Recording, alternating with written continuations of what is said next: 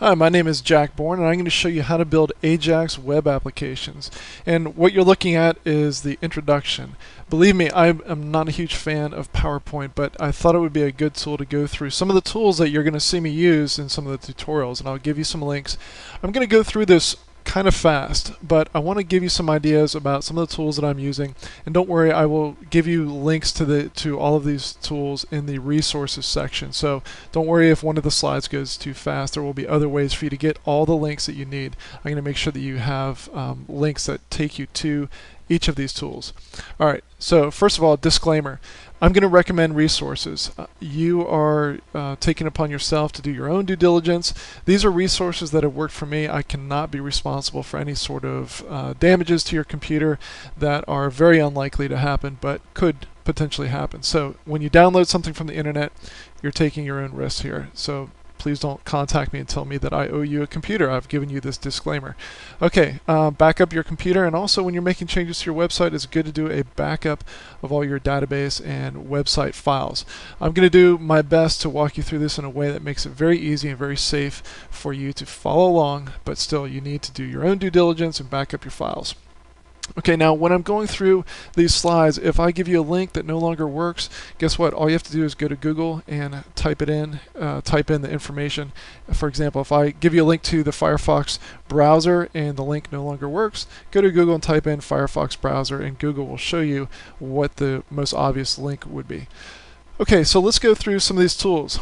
You're going to see me use the Firefox browser. Now, it does not matter whether you use Firefox or Internet Explorer, but I'm using Firefox. There's a lot of reasons why. Some of those include the fact that you can put add-ons into the Firefox browser, such as Firebug. That's the second line here. Firebug is an add-on for Firefox that makes it so easy for you to debug JavaScript. Before, if you're just using Internet Explorer, I'm not aware of any tool using Internet Explorer where if you've got a JavaScript problem, it will give you an idea, point to exactly what's going on, and give you some information about what's going on when the web browser is trying to communicate with your web server. So in other words, Firebug gives you a lot of information, and this is one of those cases where a demonstration is worth 10,000 words. So I'm just going to tell you up front, Firebug, go install it into the Firefox browser. You'll be glad that you did. Web developer, same thing, gives me the ability to turn JavaScript on and off and do all sorts of other really quote-unquote nifty things. And you're going to see me use this time and time again throughout the demonstration. Fire FTP is another add-on. I do not use this very often, but I just wanted to throw it out there because we're talking about Firefox add-ons. If you don't have a dedicated FTP client or software tool, then Fire FTP is one that you can use through the Firefox browser. It's an add-on, so you download it, install it into Firefox, restart Firefox, and you have an FTP client.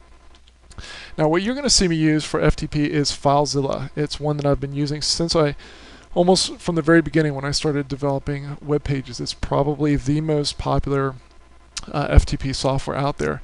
The other one that I already mentioned is Fire FTP. You could use Dreamweaver, but I like to recommend that you use a dedicated piece of software for FTP. In other words, whether it's free or paid, I recommend that you have a piece of software on your computer that does nothing but FTP stuff. FTP stands for File Transfer Protocol.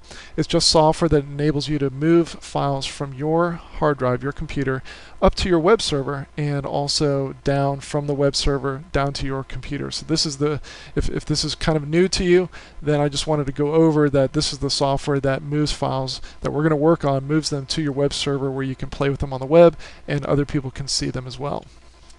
Okay, you're also going to see me using some code tools. One of those that I have not mentioned yet is Notepad++. This is a free open source piece of software that you can download to your, if you've got a Windows computer. I don't know if it works with Apple, or with Macs, but if you've got a Windows machine, then you can download Notepad++, and it's very handy. It just makes it a lot easier to write code, and it's a lot easier to spot problems if you're writing code. Now, you may have a better piece of software that there are tons of code editors out there.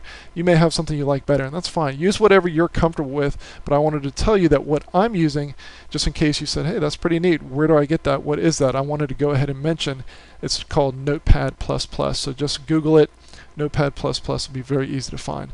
And the other one I already mentioned is Firebug. It's an add-on for Firefox. Makes it extremely easy it makes it a lot easier to figure out what went wrong with JavaScript, especially Ajax code. And so without Firebug, I would have banged my head against the wall, and probably jumped out of a third-story window trying to debug JavaScript code. So it makes it a lot easier.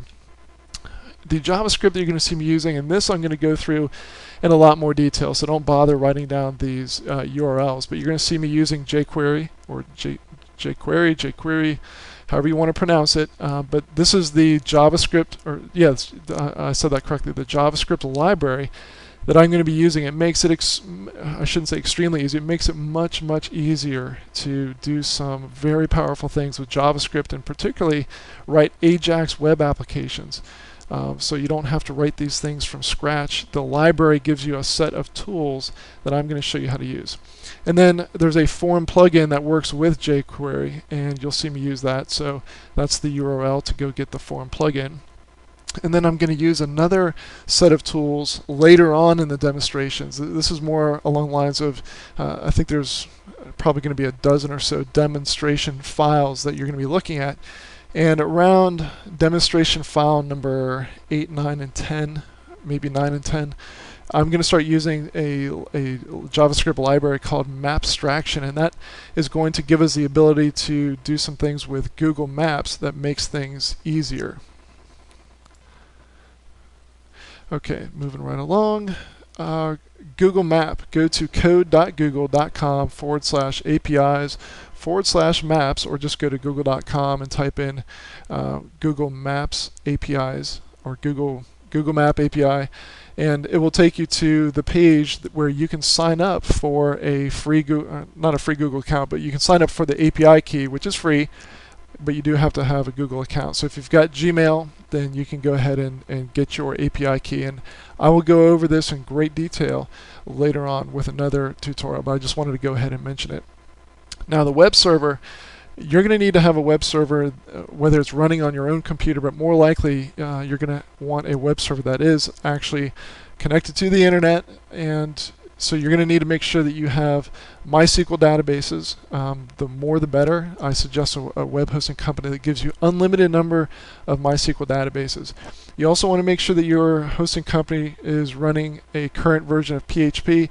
Some of the code that you're going to see me write later on in the tutorials require PHP 5, and not all hosting companies offer PHP 5. And so right now there's two different flavors of PHP. There's PHP 4 and PHP 5. And PHP 5 comes with some functions and features that PHP 4 does not. So you want to make sure you got a web server that has PHP 5. Now, I've been creating my own websites, building websites for other people for what I consider to be a long time.